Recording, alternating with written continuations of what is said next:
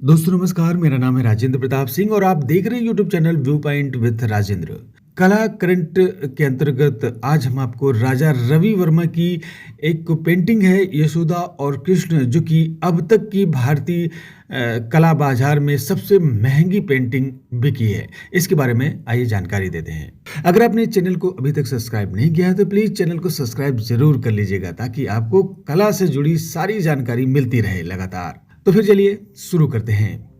आधुनिक भारतीय कला के जनक कहे जाने वाले राजा रवि वर्मा ने हिंदू देवी देवताओं की छवि को इतनी कुशलता से कैनवस पर उकेरा कि लोगों ने उनकी कल्पना को भगवान का असली चेहरा मान लिया। 1 अप्रैल 2026 को दिल्ली के सैफरन आर्ट नीलामी घर की स्प्रिंग लाइफ सेल के दौरान उनकी एक विख्यात पेंटिंग ने नीलामी के सभी पुराने रिकॉर्ड तोड़ दिए। राजा रवि वर्मा के द्वारा बनाई गई यशोदा और कृष्ण की अनुपम कृति को $8 मिलियन यानी करीब 167.2 करोड़ रुपए में नीलाम किया गया।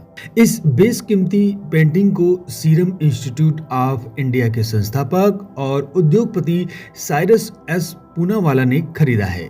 नीलामी से पहले इस पेंटिंग की कीमत 80 से 120 करोड़ रुपए के बीच रहने का अनुमान लगाया गया था, लेकिन कला प्रेमियों के उत्साह ने इसे उम्मीद से दुगने दाम पर पहुंचा दिया। इस खरीद के साथ ही यशोदा और कृष्ण ने MF हुसैन की प्रसिद्ध पेंटिंग ग्राम यात्रा का रिकॉर्ड भी तोड़ दिया है, जो पिछले साल 118 करोड़ रुपए में बिकी थी।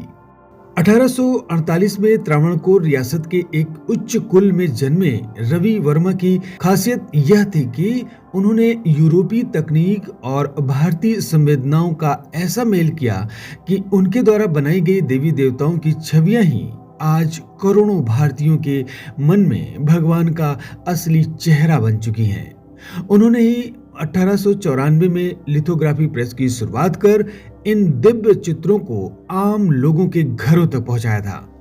1890 के दशक में जब वर्मा अपनी कला के शिखर पर थे, तब उनके द्वारा यह शानदार पेंटिंग बनाई गई थी।